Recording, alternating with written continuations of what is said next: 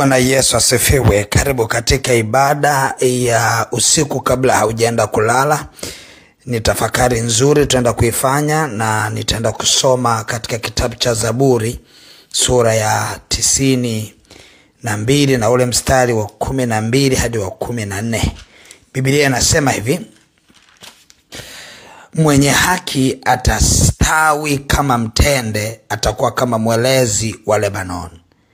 Waliopandwa katika nyumba ya Bwana watastawi katika nyua za Mungu wetu.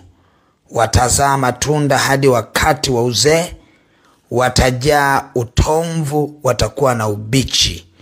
Watangaze ya kuwa Bwana ni mwenye adili, mwamba wangu, ndani yake hamna udhalimu. Hasa tunaona hapa Mungu anaeleza mwenye haki kupitia Biblia ya kwamba mwenye haki huwa anastawi kama mtende. Anafananishwa mwenye haki vile anavyostawi kama mtende na kuwa kama mwelezi wa Lebanon. Halafu anasema hivi: waliopandwa katika nyumba ya Bwana watastawi katika nyua za Mungu wetu. Sasa Biblia inaposema mwenye haki, kwanza Biblia ina tafsiri ya kwamba mwenye haki ni yule ambaye yupo katika kumwamini Mungu, anamwamini Yesu Kristo. Ukimwamini Yesu Kristo unafanyika kuwa haki. Sasa kama ndani yako unamwamini Yesu Kristo na unamkiri yeye kuwa Bwana na Mwokozi wa maisha yako, wewe ni mwenye haki wa Bwana. Kwa hiyo utastawi kama mtende na utakuwa kama mwelezi wa Lebanon.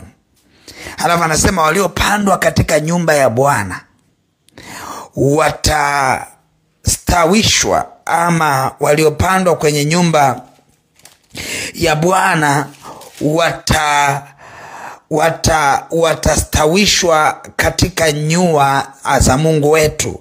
Kustawishwa ni kushamiri, ni hali njema ambayo inampata mtu anapokuwa katika nyumba ya Bwana.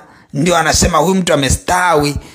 Ukitaka kupata mfano mzuri wa huyu mtu ambaye yuko kwenye hali njema na kustawi, unarudishwa kwenye mmea. Kaangalie mti uliopandwa kando kando ya vijito vya maji, utaona matawi yake. Ule mti ambao mzizi wake umeelekeza mizizi yake kwenye maji, utaona jinsi unavyostawi. Ndivyo ambavyo unaweza ukapata picha nzuri ya mtu aliyepandwa katika nyumba ya Bwana, kwamba anastawi kama mti, anastawi kama mti uliopandwa katika kando kando ya vijito vya maji. Lakini anaeleza katika ule mstari wa 14 ya kwamba atazaa matunda hadi wakati wa uzee. Huyu mtu ambaye amemkiri Yesu kwa Bwana na Mwokozi wa maisha yake, huyu mtu ambaye amepandwa kwenye nyumba ya Bwana, huyu mtu atastawi sana, lakini atazaa matunda hadi wakati wa uzee. Atajaa utomvu, hata kuwa na ubichi. Sasa kuzaa mpaka uzee, tunaelewa kuna nyakati umri ukifika uzalishaji huwa una stop, huwa unaacha. Tunaona kabisa ya kwamba mtu mwingine anajua nikifikisha miaka 50 hata swala kuzaa kama mwanamke linakuwa ni gumu. Lakini pia mwanaume pia nguvu zinaanza kupungua na mambo mengine yanayoambatana na umri. Sasa Biblia inaeleza kwa habari ya mtu huyu ambaye amepandwa kwenye nyumba ya Bwana. Huyu mtu anazaa hadi uzeeni, anastawi hata uzee. Huyu mtu hachoki, anazaa matunda yake hadi uzee wake. Na ndio hapa tunaona mfano wa mtu aliyezaa matunda hadi uzee wake ni Ibrahimu. Tunaona katika umri mzee, katika umri wa uzee alipata nguvu ya kuzaa. Lakini tunaona mtu mwingine ni Sarai ambaye ni mke wake, ambaye ni Sara. Tunaona ya kwamba katika umri wake Mungu alimstawisha. Kwa hiyo tunaona na tuna uhakika kabisa kupitia neno la Kristo kwamba unaweza Bwana akakustawisha sana kama utaamua kuishi katika maisha ya wenye haki, lakini kama utaamua kupandwa katika nyumba ya Mungu wetu. Sasa kupandwa katika nyumba ya Mungu wetu ni nini? Ni hali ya kumwamini Bwana, ni hali ya kuweka tumaini lako kwa Mungu wetu. Mimi naamini kwa habari ya uponyaji wangu kwa Bwana, najua hata wewe unaamini hilo. Mimi naamini kwamba mafanikio yangu yako kwa Bwana, na najua na wewe unaamini hilo, kwamba hatuna Mungu mwingine. Yani Bwana ndio tegemeo letu na ndio egemeo letu. Yani kwamba Bwana akituacha tumekwisha. Na Bwana ndio maana anatupatia ujasiri na kuambia sitawaacha wala sitawapungukia. Kwa sababu gani? Anajua hatuna sehemu nyingine tunayotegemea, tumepandwa kwenye nyumba yake. Kwa hiyo lazima tustawishwe katika nyua zake. Mahali ulipopandwa ndipo utakapostawishwa hapo.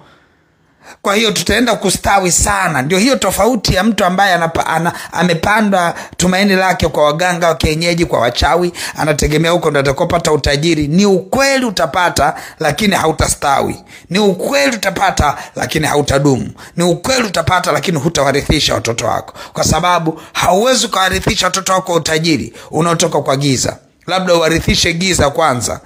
Lakini kama wewe umepandwa katika nyumba ya Mungu, utajiri wetu utaenda kwa watoto wetu na vizazi vyetu. Tutamuona mtoto wetu, tutaona watoto wetu, tutaona wakistawi na wao katika nyumba ya Mungu. Na ndio maana Mungu alikuwa ametupa maelekezo, akasema wafundisheni watoto wenu kunipenda mimi.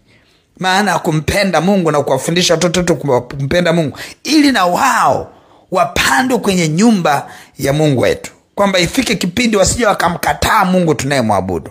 Tunataka Mungu wetu awe ni Mungu wa watoto wetu. Tunataka Mungu wa watoto wetu awe ni Mungu wa watoto wao. Tunataka vile ambavyo Mungu anaenda kuwarithisha baraka za watu waliopandwa kwenye nyumba yake, na vizazi vyetu pia viwe ni warithi wa baraka hizo. Kwa tunapoenda kutafakari neno hili jioni ya leo, kabla haujaenda kulala, nataka uangalie wewe umepandwa wapi. Tumaini lako na tegemeo lako na egemeo lako liko wapi? Biblia inaeleza kwa habari ya kwamba kama wewe ni mwenye haki, unamwamini Kristo Yesu, utastawi kama mtende na utakuwa kama mwelezi wa Lebanon. Lakini kama umepandwa kwenye nyumba ya Mungu, moja ya sifa ya kupandwa kwenye nyumba ya Mungu ni kwamba msimamo wako, maisha yako, yani hata ukiulizwa wewe ni wa wapi. Kuna watu ambao wao wanasema ni wa Kristo, lakini angalia wanavyovieneza kwenye status zao, unajiuliza hivi, huyu ameokoka kweli huyu? Unaona huyu hapa kweli ameokoka huyu? Hivi hakuwa na neno la kutangaza mahali alipopandwa kwa Mungu wetu? Hakuwa na kitu cha kusema kwa watu? Kwa nini ameamua kufanya hivi? Sasa najaribu tu kueleza kwa habari ya vile ambavyo unaweza wakawa unakiri ya kwamba wewe ni wa Kristo, lakini haujapandwa bado kwenye nyumba ya Mungu wetu. Kwa hiyo nataka uende ukatafakari hiyo, na baada ya hapo uende ukafanye uamuzi wa kusimama na Kristo.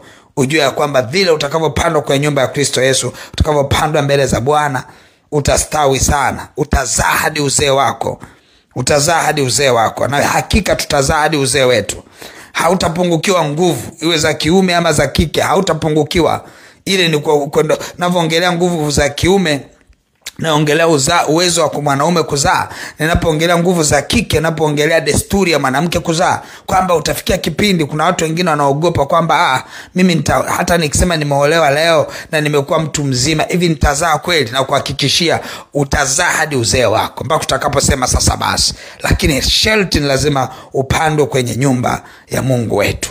Mungu wangu akubariki sana. Basi naomba nikutamkie baraka unapoenda kulala. Mungu liye hai, asante kwa ajili ya mtoto wako huyu ambaye amenisikia wakati huu. Asante kwa maana hajanisikia mimi, amekusikia wewe. Baba, ninaomba nuru yako iendelee kumwangazia mtoto wako huyu, akatembee kwenye nyua zako, akapandwe kwenye uwepo wako, Bwana. Baba, ninaomba ukampe kustawi mtoto wako huyu anayenisikia wakati huu. Roho Bwana, ninaomba ukamwezesha akazae hata uzee wake mkamilifu. Roho Bwana, asante kwa maana ndani yake kutotoka na utomvu, ndani yake kutakuwa kuna ubichi. Roho Bwana, ninaomba ukamsaidie mtoto wako kutembea katika kiu yako, ukampe nguvu ya kutumikia wewe zaidi, ukampe hofu yako, na zaidi ya yote ukampe ushindi. Hata anapoenda kulala, Roho Bwana, ninaomba nuru yako imwangazie, giza lisipate nafasi katika jina la Yesu. Uchawi hautapata nafasi katika jina la Yesu. Uharibifu wote hautapata nafasi katika jina la Yesu. Baba, asante kwa nuru yako ya ajabu na matendo yako makuu. Sifa na heshima vyote ni vya kwako. Ni katika jina la Yesu na katika damu ya mwana kondoo. Amen. Mungu wangu akubariki sana, na ni matumaini yangu ya kwamba Mungu amesema na maisha yako. Na kama Bwana amesema na maisha yako, basi unaweza kuachilia sadaka yako kuikamilisha ibada hii. Ukaiachilia sadaka yako kwenye ile lipa namba M-Pesa ambayo ni 577876 ama namba za mawasiliano 0713842123. Mungu wangu akubariki nawe na wakati mwema. Amen.